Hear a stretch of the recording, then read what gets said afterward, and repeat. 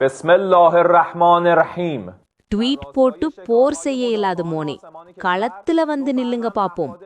அமெரிக்க அதிபர் ட்ரம்பிற்கு ஈரான் ராணுவம் விடுத்துள்ள இந்த அதிரடி எச்சரிக்கை இப்ப உலக அரசியலையே அதிர வச்சிருக்கு உறவுகளே. வணக்கம் உறவுகளே. மத்திய கிழக்கோட போர் இப்ப அதோட உச்சகட்ட ஆவேசத்தை எட்டியிருக்கு. அமெரிக்க அதிபர் ட்ரம்ப் ஒரு பக்கம் ட்விட்டர்ல வந்து நாங்க ஈரானை அழிச்சிட்டோம், அவங்க ஏவுகணைகள் எல்லாம் காலி என்று ட்வீட் போட்டுக்கிட்டு இருக்கிற நேரத்துல ஈரானோட ராணுவ பேச்சாளர் இப்ப ஒயிட் ஹவுஸையே நடுங்க வைக்கிற மாதிரி ஒரு பதிலடியை கொடுத்திருக்கார். ட்வீட் போட்டு போர் செய்ய இயலாது மோனே, போரண்டா என்ன என்று தெரியுணுமெண்டா களத்துல வந்து நில்லுங்க என்று அவர் ரொம்ப திமிரா பேசியிருக்கார். பாருங்க உறவுகளே, ஈரானிய ராணுவம் இப்ப என்ன சொல்லுதுண்டா, எதிரிகளோட அதாவது அமெரிக்காவோட பாதுகாப்பு திறன் இப்ப அப்படியே சரிஞ்சு போயிட்டது. அவங்களோட வான் பாதுகாப்பு முறைகளும் ராடார்களும் அடியோடு சிதைக்கப்பட்டுட்டது. இப்ப அமெரிக்கா ஒரு பெரிய அதல பாதாளத்தோட விளிம்புல நிக்குது என்று அவங்க ஒரு பகீர் உண்மையை உடைச்சிருக்காங்க. இது ஈரானோட புதிய உச்சத்தலைவர் முஜ்தபா கமேனியோட நேரடி உத்தரவு என்றையும் அவங்க சொல்லியிருக்காங்க. உறவுகளே, இத கொஞ்சம் ஆழமா நாங்க ஆய்வு செய்து பார்க்கணும். ட்ரம்ப் ஒவ்வொரு முறையும் ஈரானை தாக்கும் போது ஆபரேஷன் எபிக் ஃபியூரி என்று ரொம்ப பெருமையா சொல்லுவார்.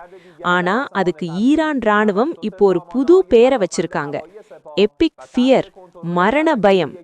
நீங்க குடுக்கிறது எபிக் ஃபியூரி இல்ல, உங்களுக்கு இப்ப இருக்கிறது எபிக் ஃபியர் தான் என்று அவங்க நக்கலா சொல்லியிருக்காங்க.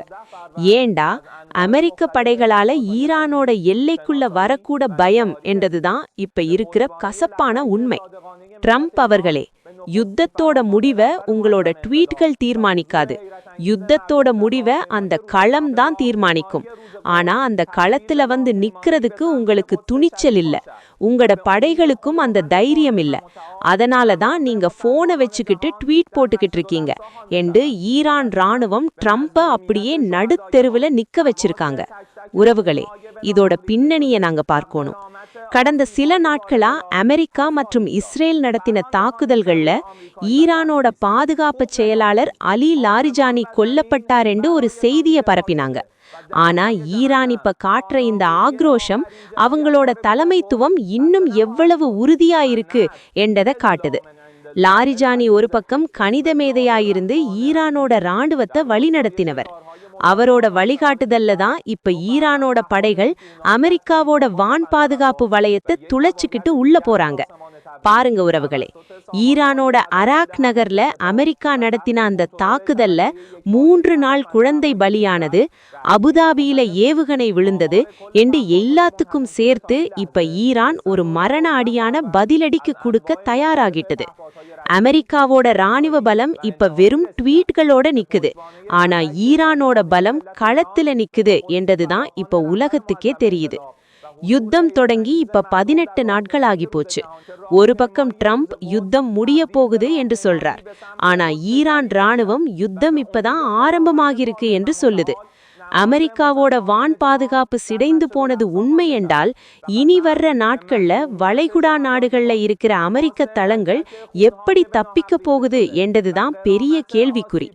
உறவுகளே, யுத்தத்தை ட்வீட்கள் தீர்மானிக்காது, களமே தீர்மானிக்கும் என்று ஈரான் ராணுவம் விடுத்துள்ள இந்த சவால் அமெரிக்காவை பின்வாங்க வைக்குமா அல்லது போர் இன்னும் உக்கிரமாகுமா? மறக்காமல் கீழே கமெண்டில் சொல்லுங்கள். இணையத்தால் இணைவோம், இந்த யுகத்தை வெல்வோம். உடனுக்குடன் செய்திகளை முதலில் தமிழில் நாங்கள் தான் கொடுக்கிறோம். எமது டியூப் தமிழ் 24x7 பக்கத்தை பின்தொடருங்கள். நன்றி, வணக்கம்.